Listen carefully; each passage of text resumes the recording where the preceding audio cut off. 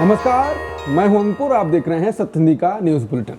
एक नजर डाल लेते हैं अब तक की खबरों पर। एशिया कप 2025 के सुपर 4 मुकाबले में भारत ने पाकिस्तान को 6 विकेट से हराकर टूर्नामेंट में अपनी दावेदारी मजबूत कर ली। लेकिन मैच के बाद एक बार फिर दोनों टीमों के खिलाड़ियों के बीच हाथ मिलाने की परंपरा पूरी नहीं हुई, जिससे फिर से विवाद खड़ा हो गया। टॉस के समय ही माहौल में तनाव दिखा जब भारत के कप्तान सूर्य कुमार यादव ने पाकिस्तान के कप्तान सलमान अली आगा के साथ हाथ नहीं मिलाया। ये दृश्य कैमरों में कैद हो गया और सोशल मीडिया पर चर्चा का विषय बना रहा।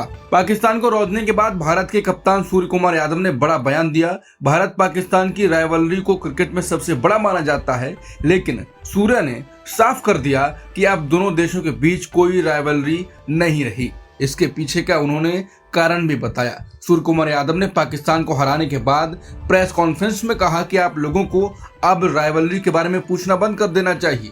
अगर दो टीमें 15-20 मैच खेल रही हैं और स्कोर लाइन 7-7 या 8-7 है तो आप उसको राइवलरी कहेंगे।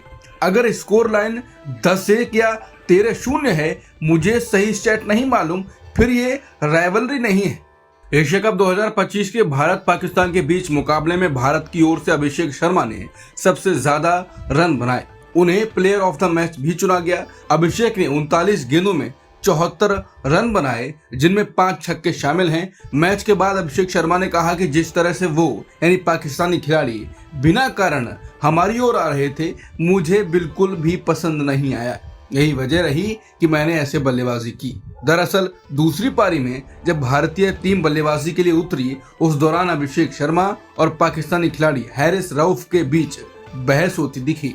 आज से रसोई के सामान से लेकर दवाइयों, इलेक्ट्रॉनिक्स, ऑटोमोबाइल और कई जरूरी चीजें सस्ती हो गई हैं। केंद्र और राज्य सरकारों की जीएसटी काउंसिल ने लगभग 375 सामानों पर टैक्स घटाने का फैसला किया है। ये बदलाव 22 सितंबर से लागू हो गए, जो कि नवरात्रि का पहला दिन भी है। प्रधानमंत्री मोदी ने रविवार को देश को संबोधित करते हुए इसे जीएसटी सेविंग्स फेस्टिवल बताया। पीएम मोदी ने कहा कि अब गरीब, मध्यम वर्ग और नया मिडिल क्लास सभी की जिंदगी पर इसका सीधा असर होगा। उन्होंने लोगों से अपील भी की कि सामान खरीदते समय मेड इन इंडिया को प्राथमिकता दें। मोदी बोले, भारत की समृद्धि स्वदेशी मंत्र से ही मजबूत होगी। टीएमसी नेता साकेत गोखले ने कहा है कि चौंकाने वाला खुलासा, मोदी के प्राइवेट पीएम केयर्स फंड में 3 साल में 30,000 करोड़ रुपए जमा हुए। 2020 में पीएम मोदी ने पीएम केयर्स फंड शुरू किया। इस फंड की वेबसाइट पर .gov डोमेन और भारत का राष्ट्रीय चिन्ह इस्तेमाल होता है, लेकिन जब लोगों ने इस पर आरटीआई डाली तो पीएम केयर्स ने कहा कि एक प्राइवेट फंड है ये, ना कि सरकारी संस्था। और हैरानी की बात यह है कि 2023 से पीएम केयर्स ने अपने अकाउंट स्टेटमेंट प्रकाशित करना ही बंद कर दिया, यानी पिछले 2 सालों का हिसाब किताब सार्वजनिक नहीं है। उनकी वार्षिक रिपोर्ट के मुताबिक 2020 से 2023 तक पीएम केयर्स ने 30,000 करोड़ जमा किए। जरा सोचिए, इस पैसे से 20 नए एम्स अस्पताल खोले जा सकते थे, सभी भारतीय को 1 डोज कोविड वैक्सीन दी जा सकती थी और तब भी 10,000 करोड़ बच जाते।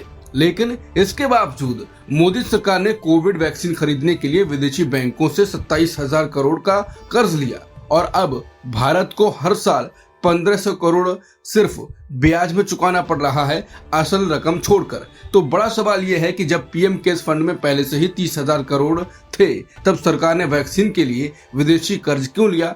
पिछले 2 सालों में कितने पैसे आए ये साफ नहीं है, लेकिन अनुमान है कि अब तक पीएम केयर्स में 50,000 करोड़ से ज्यादा जमा हो चुके हैं। और सबसे बड़ा सवाल, एक ऐसा फंड जिसे मोदी जी ने शुरू किया, जिसमें सरकारी प्रतीक इस्तेमाल होता है, वो कैसे प्राइवेट फंड कहा जा सकता है? आखिर मोदी को 50,000 करोड़ का प्राइवेट फंड क्यों चाहिए?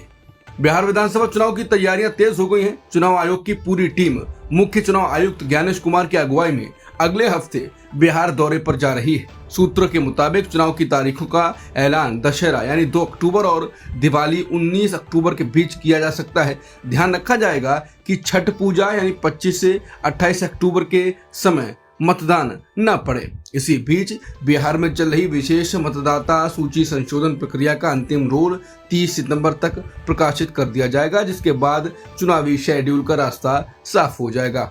बिहार विधानसभा चुनाव से पहले लालू प्रसाद यादव के परिवार में एक नई खींचतान सामने आई।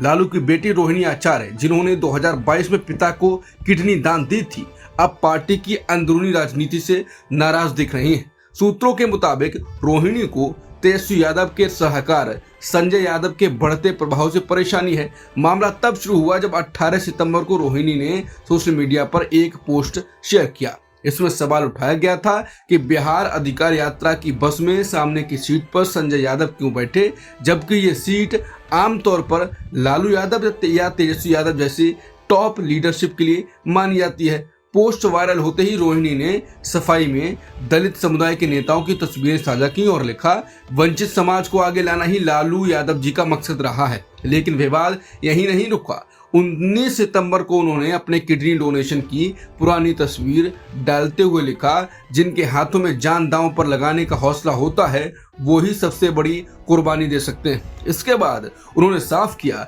मेरी कोई पद या राजनीति की लालसा नहीं है, मेरे लिए आत्मसम्मान सबसे बड़ा है। 20 सितंबर को मामला और गंभीर हो गया जब रोहिणी ने सोशल मीडिया पर अपने पिता लालू यादव, भाई तेजस्वी, तेज प्रताप यादव और बहन मीसा भारती सभी को अनफॉलो कर दिया। यानी चुनावी मौसम में लालू परिवार के भीतर दरार अब सबके सामने आ गई है। भारतीय वायुसेना 26 सितंबर को अपने दिग्गज MiG-21 लड़ाकू विमानों को आधिकारिक तौर पर रिटायर करने जा रही है। चंडीगढ़ एयरबेस पर शानदार फ्लाई पास्ट और डिकमीशनिंग समारोह होगा, जिसमें वायुसेना के वरिष्ठ अधिकारी और पुराने पायलट शामिल होंगे। MiG-21 को 1963 में शामिल किया गया था। यह भारत का पहला सुपरसोनिक फाइटर जेट था। भारत ने अब तक इसके 700 से ज्यादा विमान अलग अलग वेरिएंट में शामिल किए, जिनमें से कई HAL ने यहीं देश में बनाए। MiG-21 ने 1965 और 1971 की जंग, 1999 के कारगिल युद्ध, 2019 के बालाकोट एयर स्ट्राइक और हाल के ऑपरेशन सिंदूर तक में अहम भूमिका निभाई। अमेरिकी डेमोक्रेट सांसद अमी बेरा ने H-1B वीजा पर $1 लाख की भारी फीस लगाने के ट्रंप प्रशासन के फैसले को गलत और जल्दबाजी वाला कदम बताया। अमी बेरा एक 5 सदस्यीय अमेरिकी संसदीय दल के साथ इस समय भारत दौरे पर हैं। यही दल दिल्ली और मुंबई में एक हफ्ते तक भारतीय अधिकारियों और उद्योगपतियों से मुलाकात करेगा। अमी बेरा ने कहा कि इस फैसले से अमेरिकी कांग्रेस और अधिकारी दोनों ही हैरान रह गए। उन्होंने भरोसा दिलाया कि वो भारत की चिंताओं को वॉशिंगटन तक पहुंचाएंगे। इसी बीच विदेश मंत्री एस जयशंकर और वाणिज्य मंत्री पीयूष गोयल भी इस हफ्ते अमेरिका रवाना हो रहे हैं, जहां दोनों देशों के बीच रुके हुए ट्रेड समझौते को आगे बढ़ाने और रिश्तों में सुधार पर बातचीत होगी। H-1B वीजा शुल्क बढ़ाने के ट्रंप के फैसले को अमेरिका के वाणिज्य मंत्री हॉर्बर्ट लुटनिक ने सही ठहराया। उन्होंने कहा कि क्या वो व्यक्ति इतना कीमती है कि कंपनी सरकार को $1 लाख हर साल दे? यही तो इमिग्रेशन का मकसद है। अमेरिकियों को नौकरी पर रखें, ये सुनिश्चित करें कि आने वाले लोग टॉप टैलेंट हों। राष्ट्रपति का रुख बिल्कुल साफ है, टॉप टैलेंट सिर्फ अमेरिका के लिए है, बकवास बंद करो। हॉर्वर्ड लुटनिक ने जोर देते हुए कहा कि ट्रंप की इस नीति का उद्देश्य यह सुनिश्चित करना है कि केवल काबिल लोग ही प्रवेश पाएं। कंपनी को फैसला करना होगा, क्या वो ऐसा चाहते हैं? क्या व्यक्ति इतना मूल्यवान है कि उसे सरकार को सालाना $1 लाख का भुगतान मिले, या उसे घर लौट जाना चाहिए और अमेरिका में और भी ऊंचा मुकाम हासिल करना चाहिए? मणिपुर के कांगपोकपी जिले में कमेटी ऑन ट्राइबल यूनाइटेड ने रविवार को 3 दिन की आर्थिक नाकेबंदी का ऐलान किया। ये नाकाबंदी 22 सितंबर की आधी रात से शुरू होकर 25 सितंबर की आधी रात तक चलेगी। ये फैसला विष्णुपुर जिले में हुए हमले के विरोध में लिया गया है, जिसमें असम राइफल्स के 2 जवान शहीद हो गए।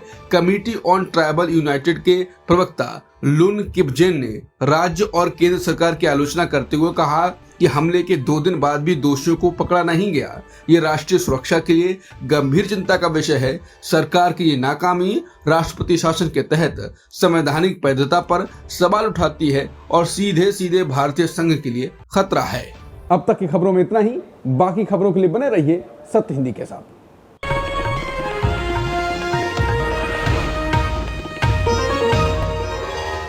Copyright disclaimer under Section 107 of the Copyright Act 1976. Allowance is made for fair use for purposes such as criticism, comment, news reporting, scholarship, and research. Fair use is a use permitted by copyright statute that might otherwise be infringing.